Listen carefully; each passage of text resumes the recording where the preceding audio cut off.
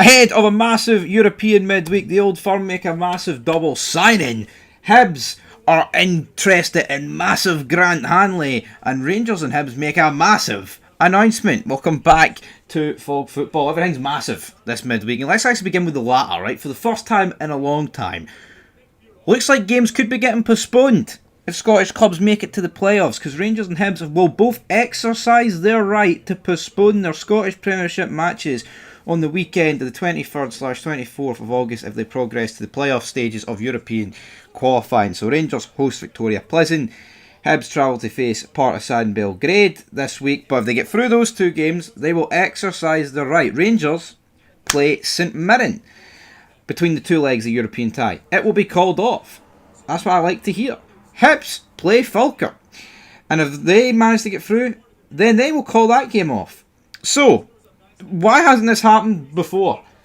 I don't understand, right, why we don't try and help the clubs as much. I actually do not understand it. Aberdeen are guaranteed a playoff, right? Celtic are guaranteed a playoff, right? And, you know, as much as I don't want Celtic to get Champions League football, right, and all that good stuff, why doesn't every team just do this? I mean, if it's now a right and you can exercise said right, then every team should be doing this, man. I don't understand why for so long the actual governing body has almost like been so reluctant to give our own teams an advantage, be able to rest players, because you see it yourself, man. When you play like a league game in between Europe after a European game, there's fatigue there, and we should want our clubs to be in the highest pinnacle of the competition that they can get into, not be dropping down. That's for Hibs.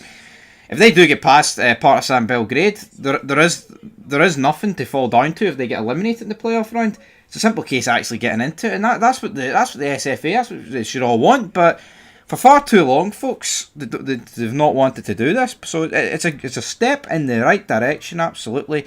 Obviously, it can cause a problem in terms of a backlog of fixtures. So we'll see how that ends up. I mean, it's one game, folks. If you can't fit in one game, then I don't know what to tell you. Now, there would be a match between Dundy United and Aberdeen. I want to tell you what, that's already been postponed. So Dundee United and Aberdeen's game has already been postponed. So there you go. That will allow Jimmy Teelin's side to prepare for their confirmed Europa League playoff against either Stade Bucharest or Kozvin side Drita.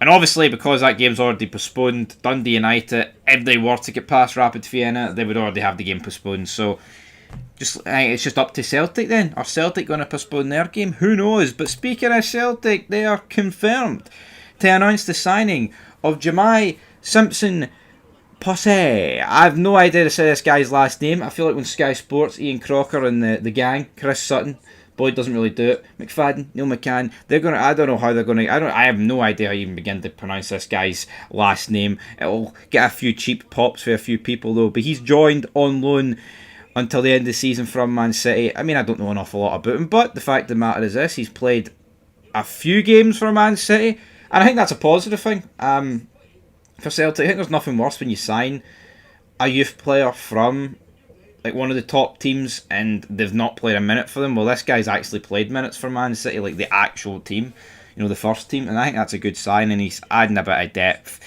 into the centre-back position for Celtic. Obviously, you've got Scales in there, you've got Trusty, you've got Cameron Carter-Vickers. Celtic got rid of Lagobielka, they got rid of Naroki, and I mean, are they weak in the centre-back position? Not necessarily, but the numbers weren't there. And it'll be interesting to see what this guy's, how many games he's going to play. Is he going to be a nailed-on starter? We'll have to wait and see. Is he going to go straight in over Scales? Because he's obviously not going to go in over Cameron Carter-Vickers. Scales, for me, against St Mirren, actually, I'd say it was man of the match. I think I gave him the highest rating in player ratings, if you want to check that out. So yeah, it'll be interesting to see who replaces, but it just says to me that Trusty is probably fourth in the pecking order now, because I think there's going to be some form of clause in here that he's going to have to play a certain amount of games, and that's going to obviously affect how many games Trusty will play. Anyway, moving on from this signing, Rangers yesterday announced the signing of Oliver Antman for a fee rising up to $4 million. And speaking of 4, it's a 4-year deal. Looks like a great signing, and of the leaked 11 for tonight's game against Victoria Pleasant is to be believed. He is starting now. Again, it's a leaked 11. There's no 100% guarantee in that. It looks like it's going to be Cyril Dessers, Gazima and Antman. That's an exciting front three for me. Anything without Kieran Doyle, I'm a happy man. And also, let's wrap it up with Grant Hanley, because Hibs are in advanced talks to sign Grant Hanley. Nah, I don't think this is a good sign for Hibs personally. Like, I know, he's 33. He still gets called up for Scotland. Who, honestly, watching the national team still wants this guy to get called up? Literally every squad he's in, every game he plays, we're like, why is he even still here?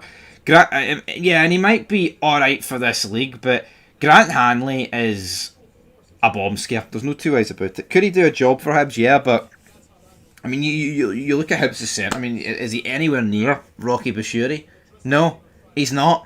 I think Rocky Bashiri just gets buried for no reason. Like, honestly, man, Rocky Bashiri's been... Ever since Davy Gray turned the ship around, Rocky Bashiri's been easily one of the best centre-backs in this league, but I don't get enough people want to have that conversation, so we'll see. He did say, though, David Gray, that they're in advanced talks with Grant Hanley, and he was in the stands, wasn't he, at for the Midtjylland game, so yeah. We'll see how that goes. Could he be lining up against who Hibs get, Partizan Belgrade? He potentially could be. I mean, do Hibs have a better chance with Grant Hanley in the team against Partizan Belgrade? I think it just depends what Grant Hanley turns up. There's times for Scotland he looks fantastic, and there's times he looks pish. He kind of reminds me of Suter. I think Suter's better than Hanley, but they are just capable of magic, and then they're capable of the dark arts, so to speak, the shite. So yeah, leave it down below, guys. Double side in there, lot of news, and it's a massive European midweek. Is the coefficient going to be able to get through these stormy waters? We'll have to wait and see, but hopefully tonight Rangers can get off to a good start. I expect Rangers to win tonight. As shite as the weekend was, I've put it behind me, so I'm going Rangers to win.